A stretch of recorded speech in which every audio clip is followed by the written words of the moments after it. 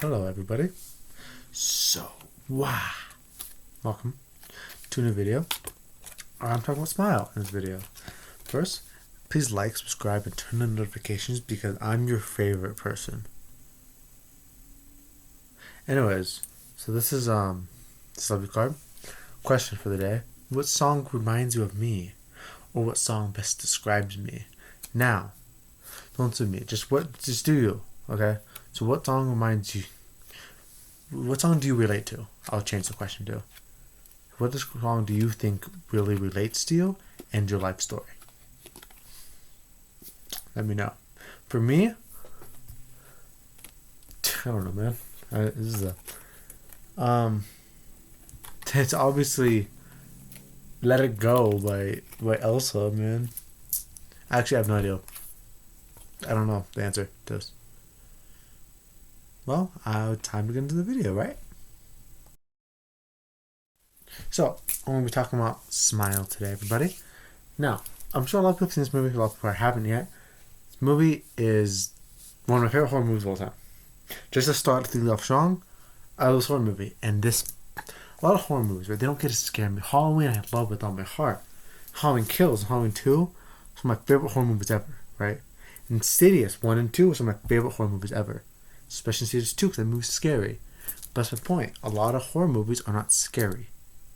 Halloween, it's one thing. Sometimes it has some jump scares and it can be very gory, but it's not scary, right? That's my point. Insidious 1 was pretty creepy. After some point, though, I kind of got used to it. Insidious 2 was absolutely terrifying, and I've never seen a scary movie.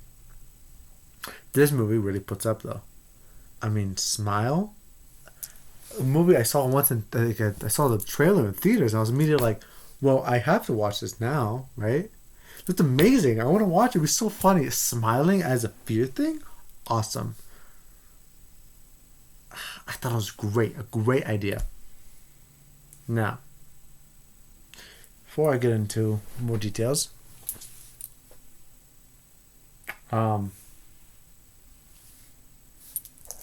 earbuds. Okay, now back into the details. So, I think this movie was amazing. Again, I had some issues. In fact, some scenes went kind of long, but the whole idea that this is like a demon that it travels through trauma, I think is an amazing idea, right? And the one guy's like, "How'd you escape it?" And he's like, "I killed someone. It trauma in front of their what was it? He killed, I think, a girl's husband in front of her or something. Like his name was husband. I think that's what it was, right? But in front of the person they love, which completely traumatized them. And that's what passed into them. So I thought that idea was interesting. She's been like, how they beat it. They tried killing it, and eventually she was shown, and it was just a really cool idea. Just watching them try to kill it. And then she goes to her ex, tries to explain to him like what's going on. He's like, okay, and they go back and he's like, what is this? Like genuinely, like, holy crap, this is real. But when she says, "Be with current boyfriend," man's like, boy, you're crazy. Call a therapist. Like, and also the stuff with her mom dying is super sad. And I love this actress too. I forgot her name, but I've seen her in something before. But I didn't think she's really good. She's a really good actress, right? So, that's the story. When back to they gave her, and especially how she portrays it, it's like, yeah, this is okay, cool. When she first sees it, like it's first like, oh, this is weird, right? This girl just killed herself. What just happened? This movie gave me some certain scenes gave me goosebumps. Now, therapist has called to come and see in here and stuff. And be like, are you okay? And obviously, I think the calling card with the boyfriend was, "My cat is dead. Please me." The cat dying, complete comment guard, by the way. Because, like, where's this cat, right? There's 3 scenes in time with that comment guard. So, number 1, again, cat dying. Caught me super off guard. Especially, first it was like, where's this cat going? I didn't think twice about it. I'm like, oh, what happened? Right? So that scene, and it's about this scene that happened after, like a bit afterwards, caught me off guard. And that was when she went to her friend's son's birthday party. They got a gift for him. He opened it screaming because she had this present she bought for him.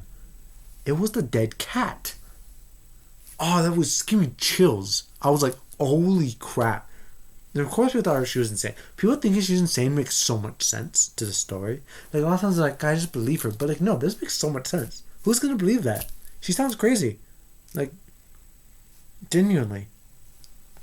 She does sound crazy. Another thing that caught me with off guard, right? It gave me chills. Well, I think it was probably whenever something broke in. The alarm started going off. And stuff, and they're like, what happened? She called, I was calling stuff, and the back door just opened. Like, she let someone in or something? And he's like, no. Like, but I think I forgot why that happened. Didn't she, like, she did open it? Or she felt like she let something inside. Or something like that. Something was in there. Now, this third scene that caught me off guard, which is probably the best scene in the entire movie, which is so good. She's talking to her therapist, you know. I don't know if people who've seen this know what scene I'm going to talk about right now. But yeah, she's talking to her therapist, right? Just her therapist's like, oh yeah, I came in. Oh, she came to the door and she's like, okay.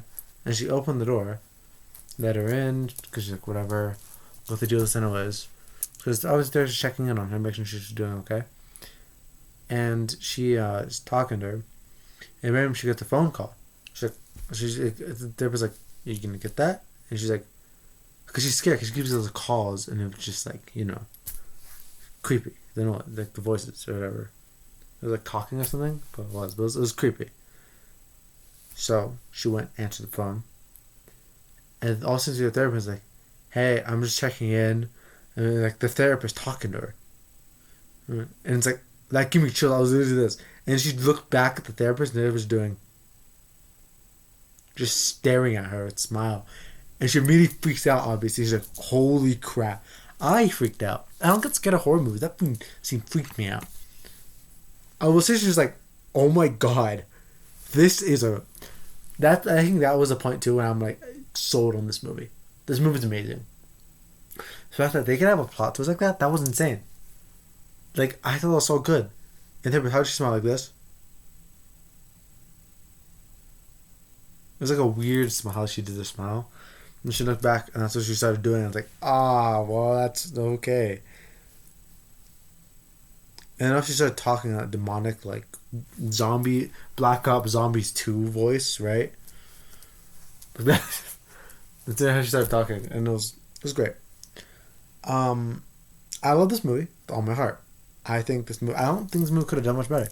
There's some of the longer scenes, and had a lot of, like, the upside down shots, which I thought were cool. But they did it so much, it kind of got repetitive. So I didn't like that at a certain point. I'm like, again, you know, like it's... No, wait. I was wrong. So the third... That was the second scene that got me. The second scene was not the door being open. Because I was like, oh crap, that got me a bit, but it wasn't the one with 3. The third scene, she got away she was at her old house, right? Because of the end of the movie. Okay. Then this scene I think is the one that one sold me on this movie. This one made me love the movie. She got out of the house. She got like her mom all this creepy morph thing, and trying to traumatize her to the point where it can get inside of her. And she felt like she burns the entire building down with her in it and stuff. She finally escaped the house. The ex-boyfriend showed up like, hey, I'm here. Took him with her. Actually, I guess this would be scene 4 because the other scene did give me still. Whatever. This is scene 4 that got me.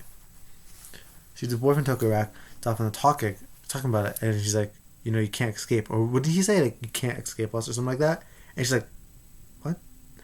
And then he looks out there and just smiles, and she's like, oh crap. She bolts to the door, and she gets out, and she's at her mom's house again. And it was like, that scene was like, holy crap. She's been talking for a while with this thing. Like, probably hours she spent with this thing. She's like, until it's like, oh my god. Like, the realization, and I didn't realize until you said, like, whatever line he was, I forgot what it was. It's like, oh my god. And then, I had a 5th one. Finally, the thing started crawling inside of her, right? And just took over her.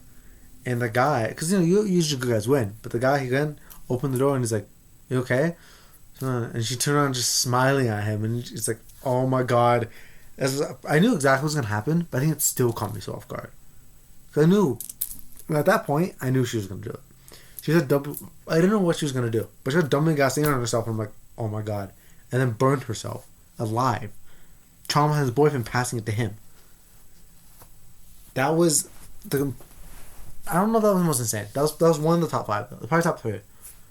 Maybe top 4. I think that was number 4. So 5 most insane. Number 5 was the door one.